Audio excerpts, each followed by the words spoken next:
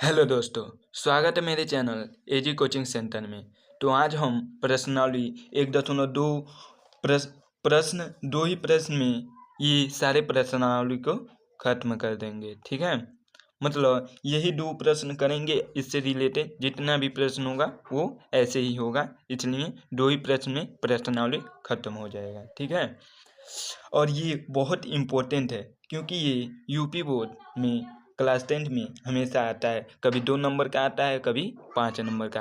पिछले बार का पेपर में धरा हूँ, आपको दिखा दे रहा हूँ, इससे रिलेटेड क्वेश्चन आया है 2 नंबर का। देखो, ये है, सिद्ध कीजिए कि 7.7 कर्निम 5 एक ओपन में संख्या है। 2 नंबर का पूछा है, यहाँ पे देखिए 2 नंबर। ठीक है, तो ये बहुत इम्पोर्टेंट है। आपको ये भी दिखा दे रहा हूँ कि ये गणित का 2025 का पेपर है, इसे भी मैं सॉल्व करा दूंगा। ठीक है, लेकिन बाद में। तो बिना देरी किए हुए पहले सवाल को लगाते हैं, मतलब 3 + 2 करने में 5, इसे सॉल्व करते हैं। ठीक, देखो, सबसे पहले प्रश्न पढ़ते हैं। क्या है? सिद्ध कीजिए कि निम्नलिखित संख्या अपरिमेय है। मतलब ये जो संख्या है, क्या ये अपरिमेय संख्या है? ठीक है, यही सिद्ध करना है। ठीक है, और ये भी सिद्ध करना है कि कर्निम 5 अपरिमेय है। तो इसके लिए क्या करेंगे?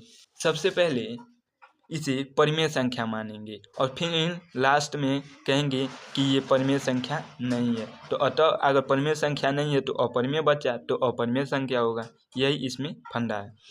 तो सबसे पहले लिखेंगे क्या? माना, पहला सॉल्व कर रहे हैं। माना 3 + 2 कर्निम 5 एक परिमेय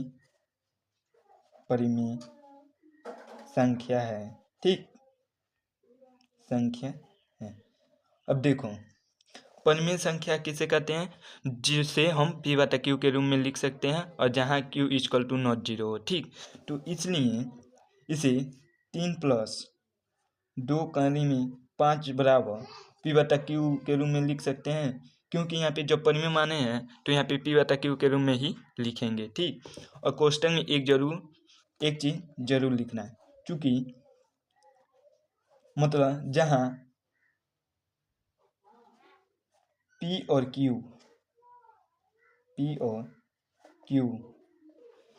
पूर्णांक है। अब पूर्णांक संख्या किसे कहते हैं, इसका भी एक वीडियो बना दिया हूँ, जिसमें परिमेय संख्या भी बताया हूँ, पूर्ण पूर्णांक प्रकृति सब बताया हूँ।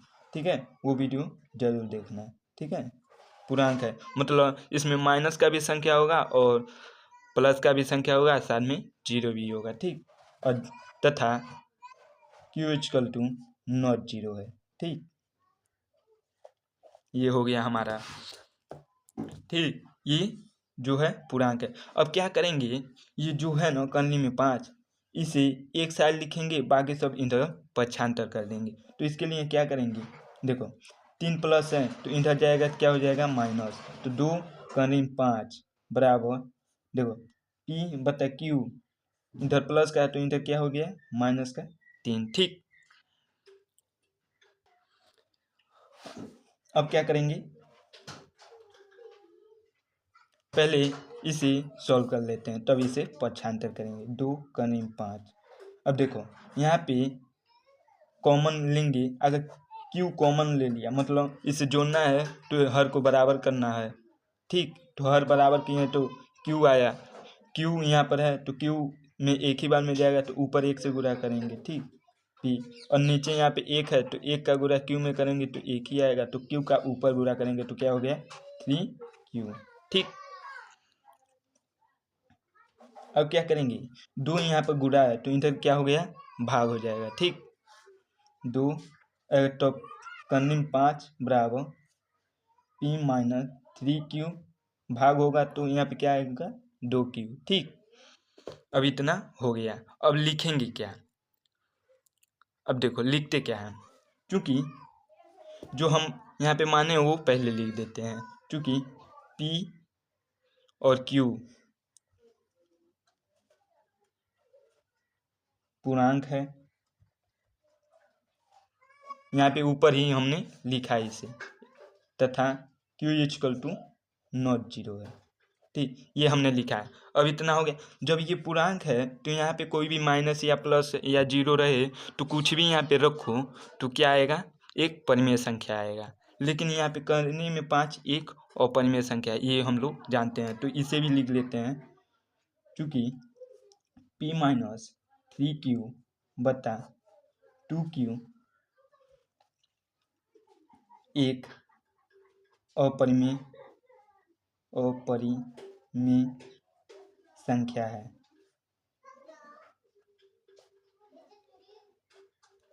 और मतलब चूंकि कर्ण 5 एक यहाँ पे परिमेय रहेगा, परिमेय संख्या एक अपरिमेय संख्या है, अपरिमेय संख्या है। ठीक, और हम जानते हैं कभी भी परिमेय संख्या और अपरिमेय संख्या बराबर नहीं होते हैं। तो इसलिए हमारी जो कल्पना यहाँ पे माने थे, यहाँ पे जो माने थे कि ये परिमेय संख्या है, इसलिए हमारी कल्पना असत्य हुई। क्योंकि इसे माने थे परिमेय संख्या, तो परिमेय संख्या यहाँ पे सिद्ध नहीं हुआ, तो इसलिए ये परिमेय संख्या नहीं है, अतः ये अपरिमेय संख्या है। ऐसे लिखना है यहाँ पे। ठीक, तो यहाँ पे लिखेंगे क्या, क्योंकि हम जानते हैं कि कभी भी परिमेय संख्या अपरिमेय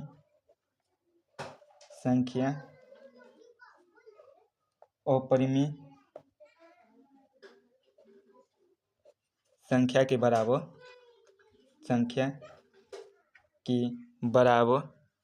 नहीं होती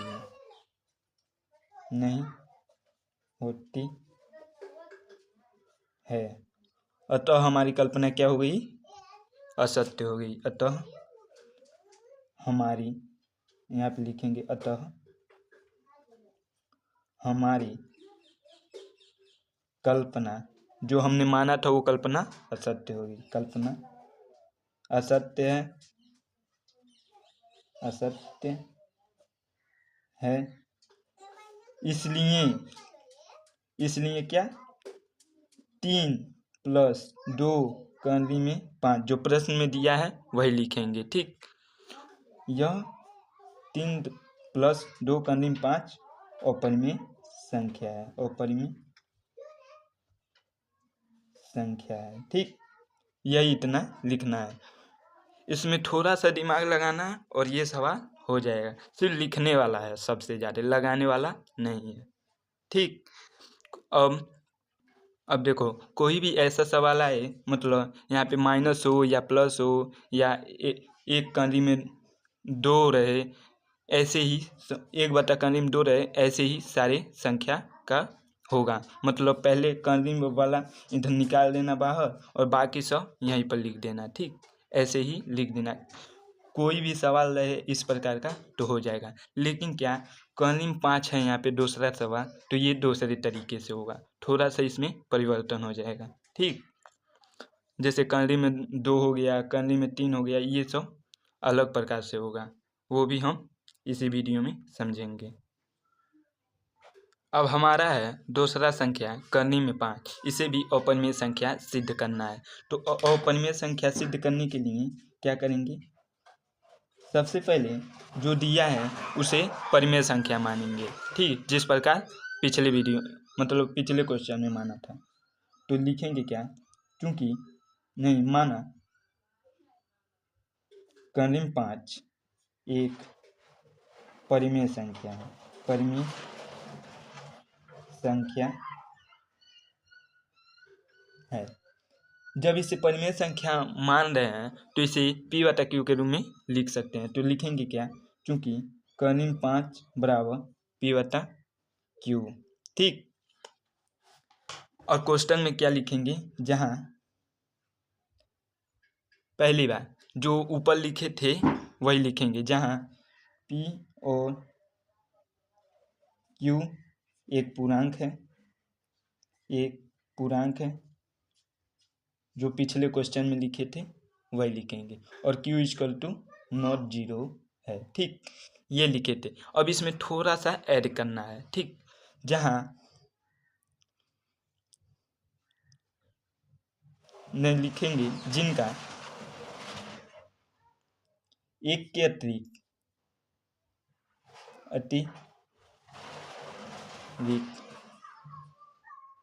कोई अन्य भुजा अन्य उभयनिष्ठ गुणनखंड नहीं है, मतलब एक के अतिरिक्त इसका कोई भी गुणनखंड नहीं है।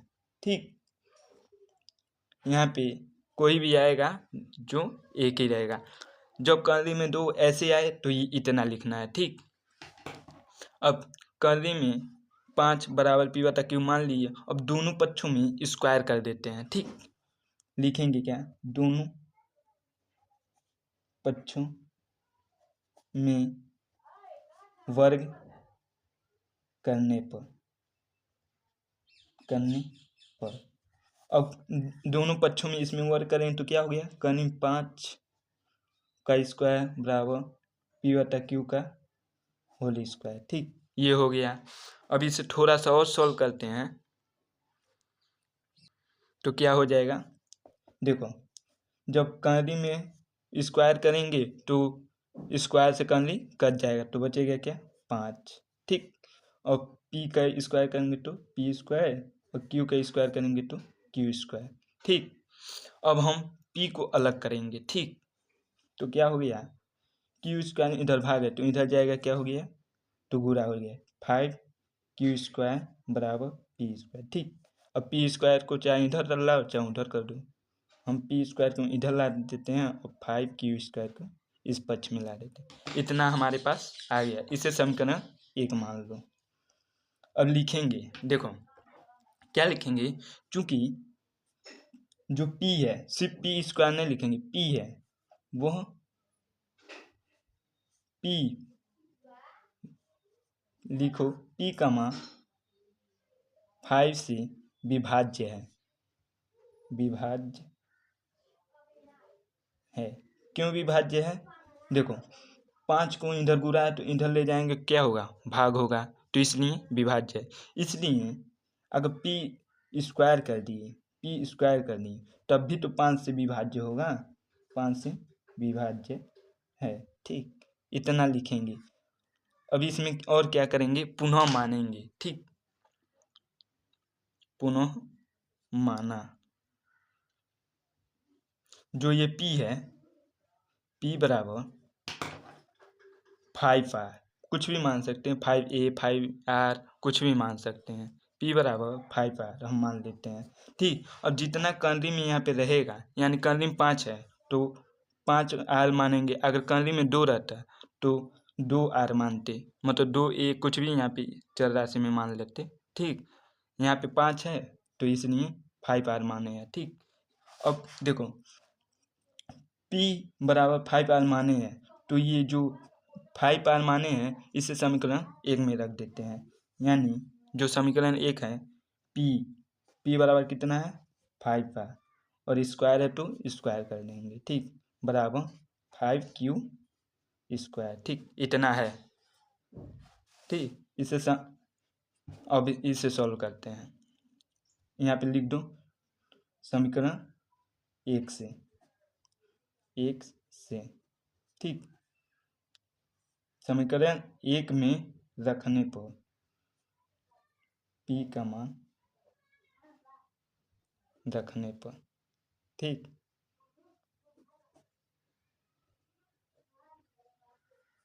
इतना हो गया। अब यहाँ पे Q जो है, Q को मतलब अलग करेंगे। यहाँ पे क्या हो गया, देखो 5 का स्क्वायर करेंगे तो 25, और R का स्क्वायर करेंगे तो R स्क्वायर बराबर 5Q स्क्वायर। ठीक, अब Q स्क्वायर का अलग करना, इधर लाएंगे इसे, यहाँ पे गुणा तो इधर क्या हो गया, भाग 5R स्क्वायर बता 5 बराबर Q स्क्वायर। 5 से कट गया तो यहाँ पे 5 आया, तो यहाँ पे क्या हो गया, Q के इधर ला लो, Q स्क्वायर को क्यू स्क्वायर को इधर ला दिए और 5r² को इधर भेज दिए। ठीक, ये हमारा रह गया। अब जो यहाँ पे लिखे हैं, 1 मिनट दिखा रहे हैं, यहाँ पे जो लिखे हैं सेम यही यहाँ पर भी लिखेंगे। ठीक, लिखेंगे क्या, क्यू 5 से विभाज्य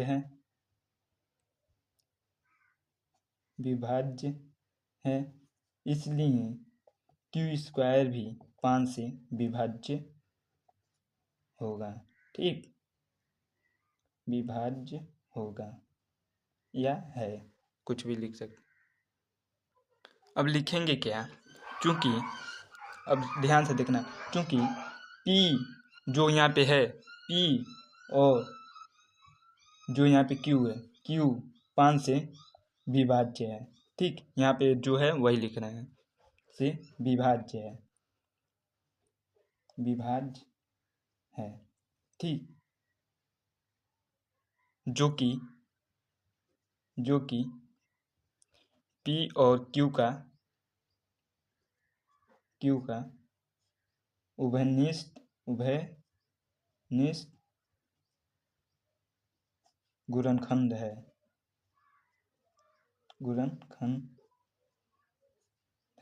अब देख रहे हैं ये जो 5 है, इन दोनों का उभयनिष्ठ गुणनखंड 5 आ रहा है, और हमने यहाँ पे माना था कि 1 के अतिरिक्त कोई भी उभयनिष्ठ बिंदु मतलब गुणनखंड नहीं हो सकता, लेकिन यहाँ पे क्या आ रहा है, 5 आ रहा है। इसलिए जो हम माने थे वो हमारी कल्पना असत्य हो गई, हमारी कल्पना के विपरीत है, मतलब उल्टा है।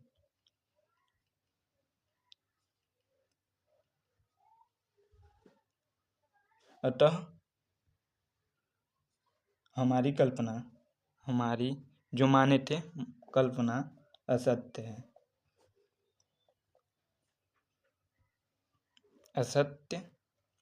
है, इसलिए करीब 5 एक अपरिमेय संख्या है। ठीक, समझ में आ गया, इतना ही हमको करना था, सिर्फ लिखने वाला इसमें ज़्यादा है। ठीक, अब देखो, अब क्या करना है, अगर यहाँ पे करीब में 2 रहे, मान लो ये जो ऊपर दिया है करीब में 2 रहे, करीब 3 रहे, तो जहाँ 5 है वहाँ पे 3 कर देंगे और सिंपल सा वैसे ही कर देंगे। ठीक, जहाँ 5 है वहाँ पे 3 कर देंगे, और जहाँ पे मान लो 25 है, 25 का मतलब 3 का स्क्वायर करेंगे तो 9 लिख देंगे, बाकी सब यही लिखेंगे, जहाँ 5 है वहाँ पे 3 कर देंगे, अगर करीब 3 रहे तो। ठीक है, और 2 रहे तो जहाँ 5 है वहाँ पे 2 कर देंगे। इसी प्रकार सभी क्वेश्चन होगा। तो उम्मीद होगा ये वीडियो पसंद आया होगा, तो मेरे चैनल को सब्सक्राइब कीजिएगा और बताइएगा कि ये वीडियो कैसा रहा। तो मिलते हैं अगली वीडियो में, तब तक के लिए जय हिंद, जय भारत।